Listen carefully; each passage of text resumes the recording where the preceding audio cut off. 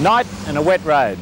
Conditions that are certainly far from ideal for driving, conditions that a lot of drivers fear. But fear won't necessarily keep you safe. The best way to ensure that you're going to stay safe driving at night, driving in a wet road, is to think about it before you go out on that road. Understand what the hazards are, what you can best do to avoid them. And obviously, visibility is the very first requirement. That's the thing you've got to worry about most at night, and especially when it's wet. That starts, as usual, with the vehicle. You could say that you need to see and be seen. The first thing to start off, of course, with is the wipers, which you're probably going to use at night. And they get quite a lot of gunk. You can see that. That's picked up just by wiping grease off the screen. You need to clean the wipers pretty regularly. And it doesn't hurt to give the screen a good wipe, so they've got something to start with. You'll notice how much dirt picks up around the edges. Have a look at that, because at any time your headlights are always as dirty as the corner of your windscreen. The bit that isn't wiped with the wiper is going to be the surface of your headlights, going to be just the same, perhaps worse because they're down where they pick up all the road grime. Some cars actually have headlight wipers and it makes an enormous difference. So make sure you regularly clean your headlights. And the other part of the story, as I said, is making sure that you are seen. It's worth getting into the habit of checking your taillights, because if you don't have a look occasionally, how do you know what's going on behind you? And with a station wagon, you need to clean them regularly, particularly if you're driving on a country road, a muddy road, because they can really get coated with mud and there's absolutely nothing to show the car behind that you're there. Around town at night, the worst additional hazard facing a driver is the unseen pedestrian. Pedestrian in dark clothes can really just pop up from anywhere. You can be caught with oncoming headlights and just miss a pedestrian being there, especially outside hotels and clubs. That's where you've got to take that additional care and be constantly looking. Don't get tunnel vision when you're driving at night. It's very easy to start staring down the middle of the road and miss what's happening around the fringes, because with less light there, you're just not going to notice the movement that you notice during the day. So make a point of still moving your head, looking around, letting your eyes scan the scene in front of you. Don't just follow where your headlights are going around town.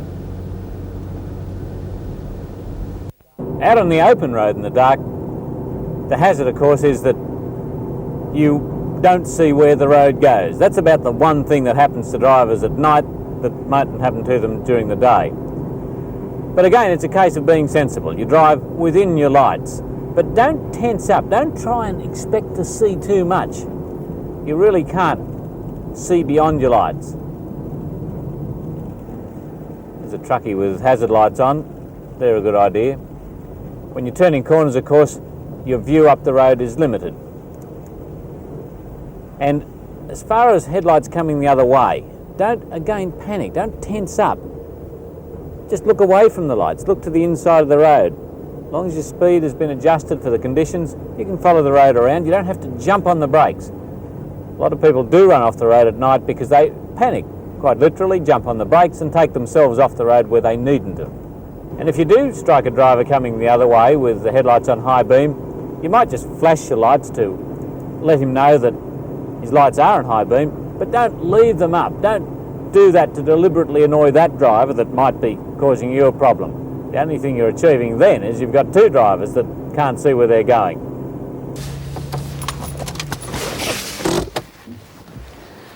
Fatigue is something else that goes with night driving. Don't be tempted to push on too far. Stop and have a coffee break. But don't kid yourself about just what that coffee can do for you. If you start to get tired again, then you may need to stop and have a sleep. Of course, get the car safely off the road. And just another little hint, when you come out of a brightly lit room, don't get straight back in the car and drive out on the road in the dark. Pause for a little while to let your night vision come back. It's worth really stopping for a minute or so on the side of the road in the dark. Just let your night vision come back so that you're not suddenly dazzled by oncoming traffic, and then go out on the road. It's these little things, the little things that can make the big difference for you when things start to go wrong. It's like driving, day, night, wet, dry, it's all the same. It's those little things that can save your life.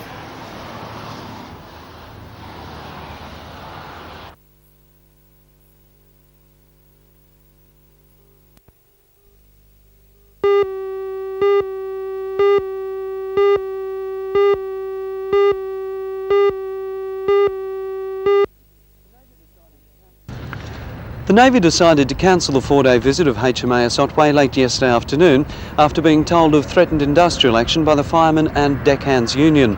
The FDU had threatened to declare the commercial wharf black if the Navy berthed the Otway as planned, using Navy linesmen instead of FDU coxswain and drivers. The union says in the past the Navy had enlisted FDU members to guide their craft in by tug and to berth them, but it was not planning to do so this visit. The Otway was to be berthed by the Navy without FDU assistance, and according to the union, that was not on. At a meeting in Sydney on Wednesday, the FDU decided if the visit and berthing went ahead as planned, then the commercial wharf would have to be declared black. The FDU's Ken Harvey said this afternoon the use of his members to berth Navy craft was standard at all other public ports in the state, and added that the threat to declare the commercial wharf black applied to all future naval visits to Newcastle. The Navy has not commented on whether it will now seek the assistance of FDU linesmen in future, or alternatively, if it will simply avoid using the port of Newcastle.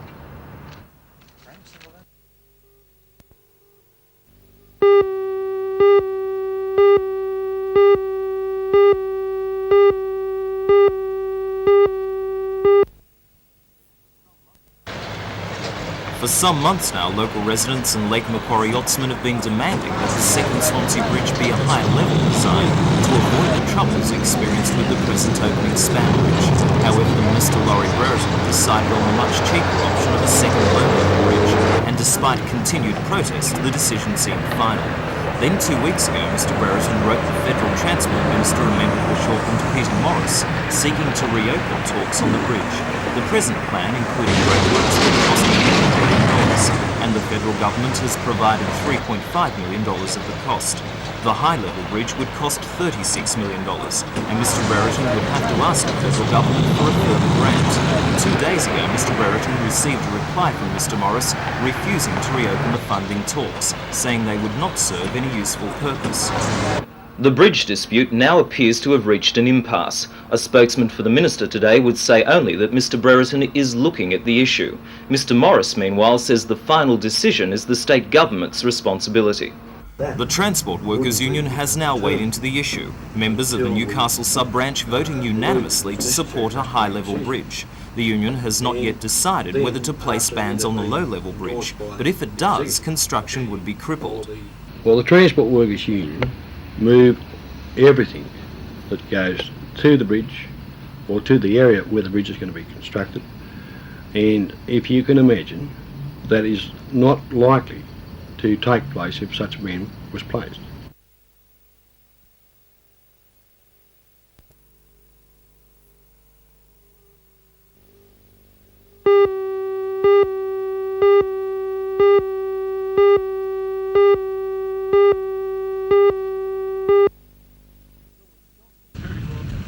George Johnston left Newcastle on September the 21st to raise funds for the Bone Disorders Association Foundation and for research into bone disorders at Royal Newcastle Hospital.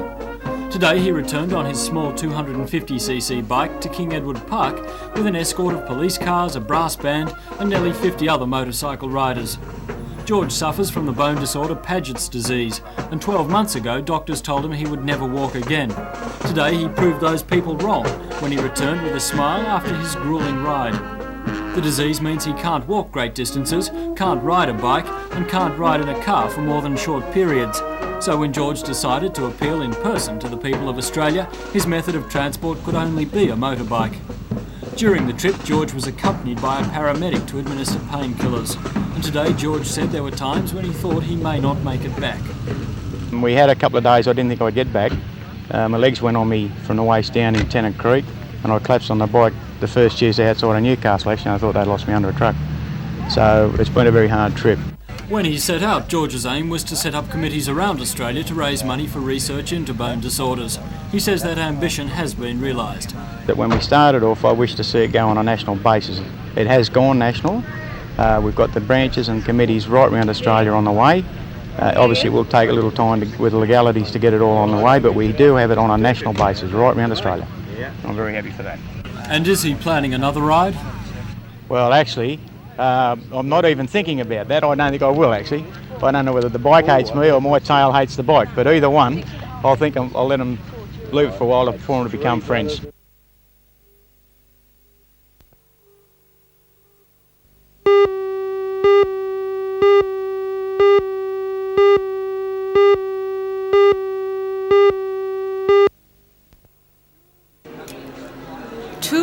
toys, books, bricks, kitchens and cars. You name it, it was all there at the Summer Expo held at the Gosford Showground. It's the 9th year that the expo has been staged, and this year more than 40,000 homemakers passed through the gates and were tempted with 80 exhibits of household appliances and goods both inside and out, all aimed at increasing the quality of the family lifestyle. Walking around the expo, one tends to work up a thirst, but it has its compensations made by one of the Hunter Valley's leading vineyards. And for those who are hungry, this new custom-made RQ cover cooker is just the thing for big barbies. Valued at more than $600, the 40-inch cooker can feed 80 people at one sitting. Car lovers were not to be disappointed either. This DeLorean sports car with its 6-cylinder Volvo engine sells at $70,000. Perhaps not the ideal family car, but nevertheless a big attraction at the 85 Summer Expo. No worries.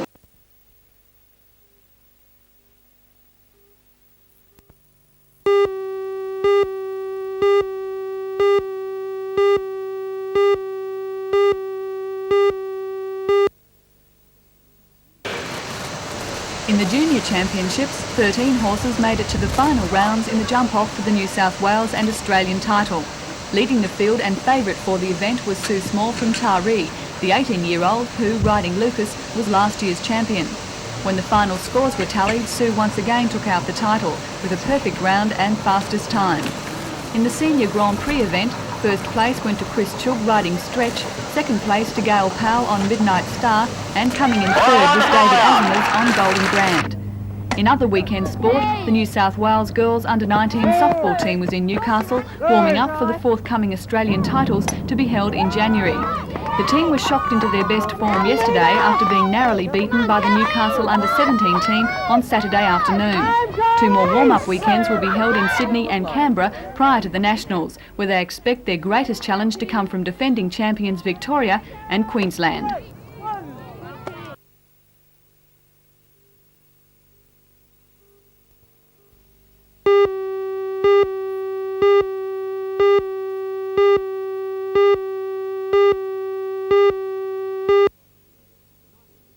The 9-member delegation of senior government officials, led by the Vice Chairman of the Chinese State Economic Commission, Mr Zhao Wai-chen, began their visit with a familiarisation tour of the Waratah coal loader. Accompanied by Transport Minister Peter Morris and welcomed by the manager of the loader, David Boyd, the group then sat down to watch an audio-visual on the Hunter coal chain. Much to the delight of the group's hard-working interpreter, the video was in Chinese, and the message they got about the Hunter's coal industry came across like this. 这一系统的各个单位是煤炭生产、煤炭运输、煤炭装载。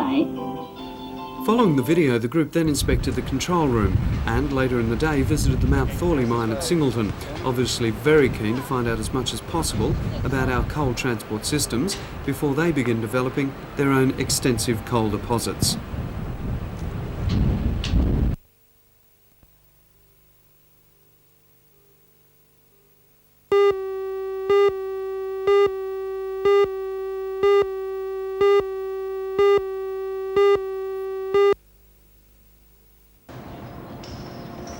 According to the Master of Apprentices at BHP, Ian McLeod, the decision has been made to retrench a number of fourth-year apprentices before the end of 1985. Unfortunately, we won't be able to keep on all of our graduating apprentices due to the sort of current low level of demand for steel products.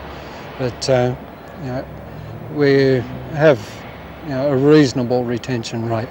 Any idea how many will be retrenched? At this stage, it's not finalised. Mr McLeod says the need to retrench the apprentices results from too large a recruitment drive taken around 1980. About 5 years ago, we were looking at a boom in not only the steel industry but in the Hunter Valley area, and we were projecting intakes on that boom, which subsequently didn't eventuate. And the result has been, overall, we've had sort of severe restrictions within the steel industry. Mr McLeod said he expected this year's fourth-year apprentices to be the last to be affected. He spoke while the annual Parents' Evening function at BHP was in progress. This event provides an opportunity for the friends and relatives of apprentices and those seeking a position with BHP to visit the apprentice workshops.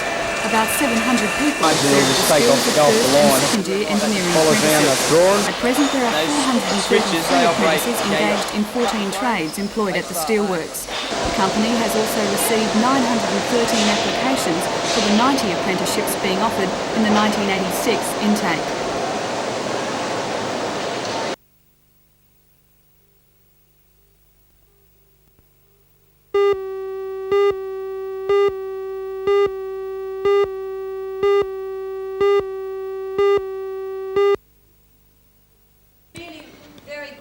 The sense of achievement that's experienced upon completing a course of study was heightened last night when 48 intellectually and physically disabled people were presented with the Tate College's recognition of their achievements, a certificate saying they'd each successfully completed a modified basic cooking or dressmaking course. Many of the students undertaking the cooking course had never before cracked an egg, let alone prepared a full-scale meal. But with the help of lecturers and Tate consultant Terry, that's now a thing of the past.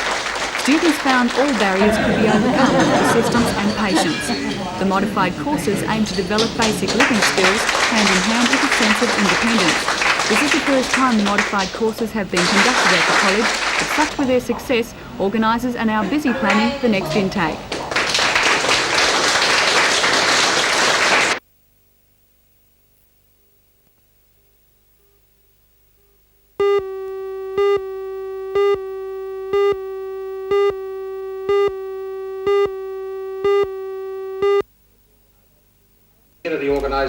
Today's meeting of the businessmen was a special event. The annual presentation for community involvement and effort was announced. The BHP Steelworks was given full recognition for its achievements.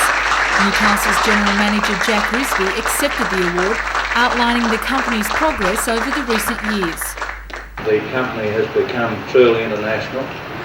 It's certainly well respected in that arena, and I think progress has been made in regaining a lot of the Australian control of our resources such as coal and iron ore. Which BHP has financially contributed to many projects, including the Shortland Wetlands Centre, the Marching Koalas, education programs and of course the BHP Surf Steel International. In the late 70s and early 80s, the company suffered greatly under the international steel recession. Retrenchments were common, but Mr Risby says that things have changed and they're now planning for a strong industrial future. We had a desperate situation back in 1982 and we had a plan to overcome that problem and a plan to continue to develop, and we've achieved that. So that now I think the future is very sure. We're spending a lot of money now and we have to continue to work hard to service that expenditure, but given that the market is for steel in Australia is reasonable, then we're on the road to success.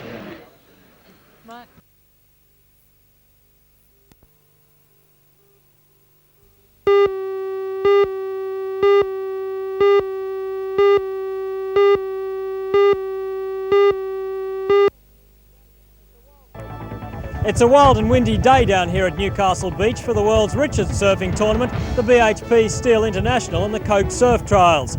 A healthy 2 to 2.5 metre swell provided plenty of surfing action. For all the highlights, NBN's Hour of News tonight at 6.